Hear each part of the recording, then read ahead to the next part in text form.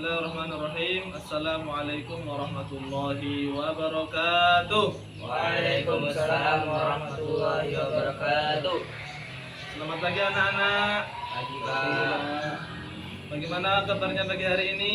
Alhamdulillah luar biasa. Allahu Akbar. Alhamdulillah, pada kesempatan pagi hari ini kita akan kembali melanjutkan pelajaran kita, yaitu mengenai beriman kepada kitab-kitab Allah.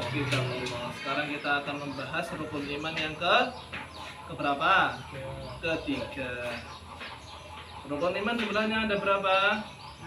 Ada 6. Yang pertama, yang kedua, malaikat. Iman yang ketiga, kitab-kitab Allah. Langsung kita masuk ke pembahasan iman kepada kitab-kitab Allah. Allah Subhanahu wa taala menurunkan kitab kepada umat manusia itu ada berapa?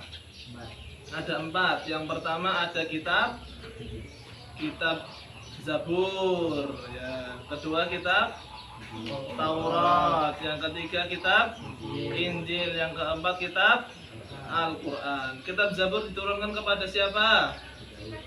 Kepada Nabi Daud. Ya.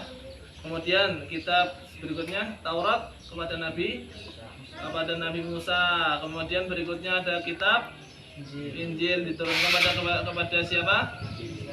Nabi Isa. Yang terakhir ada kitab Al-Quran diturunkan kepada siapa? Nabi Muhammad Sallallahu Alaihi Wasallam. Untuk kitab yang terdahulu, ya, kitab Zabur yang diturunkan kepada Nabi Daud itu berfungsi berlaku hanya untuk umatnya Nabi Daud saja, ya. Sedangkan setelah umatnya Nabi Daud ini sudah selesai, ya, sudah tidak ada, maka Allah Subhanahu wa taala mengutus nabinya yang berikutnya, yaitu Nabi siapa? Nabi Musa, dan diturunkan kepada Nabi Musa adalah kitab Taurat.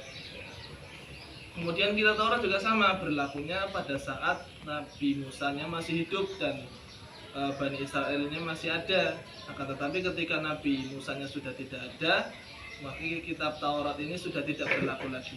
Kemudian diperbaharui lagi sama Allah, yaitu dengan diturunkannya Nabi Isa dengan membawa kitab namanya kitab Injil. Kemudian setelah kitab Injil setelah Nabi Isa sudah tidak ada, kitab Injil pun sudah tidak berlaku lagi. Setelah itu Allah Subhanahu wa taala menyempurnakan, ya, kitab-kitab yang sudah lalu dengan diturunkannya kitab Al-Quran.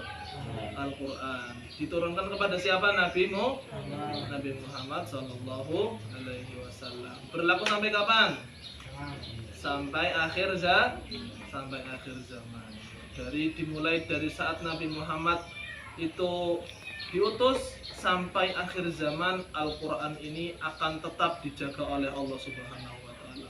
Apa dalilnya, Ustadz? Dalilnya adalah inna nahnu nazzalna dzikra wa inna lahu lahafidun. Dan sungguh, kata Allah, kami yang turunkan Al-Quran ini dan kami pula lah yang akan menjaganya. Nah, itu jaminan dari Allah Subhanahu wa taala. Maka dari itu semua kitab-kitab terdahulu sebelum Al-Quran diturunkan oleh Allah Subhanahu wa taala tidak ada jaminannya untuk dijaga sampai hari kiamat. Sedangkan Al-Quran ini dijaga oleh Allah Subhanahu wa taala sampai hari kiamat. Bagaimana cara Allah Subhanahu wa taala menjaga kitab suci Al-Quran? Yaitu dengan apa? Dengan mendatangkan para ahlul Quran, dengan mendatangkan para hafidh-hafidhoh, ya, dengan menghadirkan para hafidh-hafidhoh Al-Quran. Itulah salah satu bentuk bagaimana Allah Subhanahu wa taala menjaga kitab suci Al-Quran. Karena kita terbatas oleh waktu, maka pembelajaran kita berikutnya adalah saya akan bagi 2 kelompok. Dua kelompok ini masing-masing kelompok harus bisa mengiklankan atau mempromosikan Al-Quran. Ya, karena kita kan sebagai umatnya Nabi Muhammad harus bisa bagaimana menjadikan Al-Quran ini biar bisa dibaca sama kaum muslimin kayak gitu. Jadi nanti masing-masing kelompok harus bisa mempromosikan bagaimana bisa menarik perhatian orang-orang biar mereka itu mau membaca Al-Quran. Gitu. Bisa dipahami? Ya. Untuk itu saya bagi, ini adalah kelompok satu, namanya kelompok apa? Kelompok Abu Bakar, ya. Kemudian yang kedua ada kelompok Umar, ya. Kelompok Abu Bakar membuat iklan, entah itu pantun atau apapun terserah, begitu juga dengan kelompok Umar.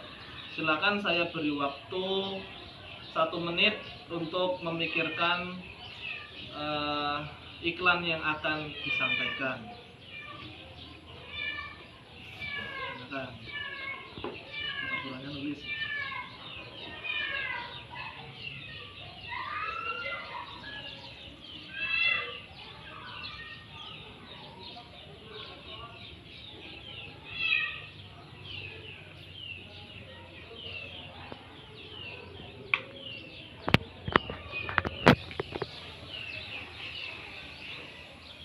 Baik, cukup, waktunya sudah habis. Silahkan kelompok Abu Bakar untuk mengiklankan yang sudah saya perintahkan. Silakan. Salam, kemudian kami dari kelompok Abu Bakar akan mengiklankan. Assalamualaikum warahmatullahi wabarakatuh. Waalaikumsalam warahmatullahi wabarakatuh. Kami dari kelompok Abu Bakar akan memberikan tips pantun supaya teman-teman bisa membaca Al-Quran. Datang tuan membawa biji disimpan di dalam peti. Ayo kawan belajar mengaji agar damai selalu di hati. Ya. Beri tepuk tangan kepada kelompok Abu Bakar. Kemudian berikutnya kelompok Umar, silakan. Waalaikumsalam warahmatullahi wabarakatuh. Kami memberikan sedikit pantun. Pagi-pagi lupa sarapan. Waktu sarapan lupa pakai ikan. Mengerjakan sholat adalah kewajiban.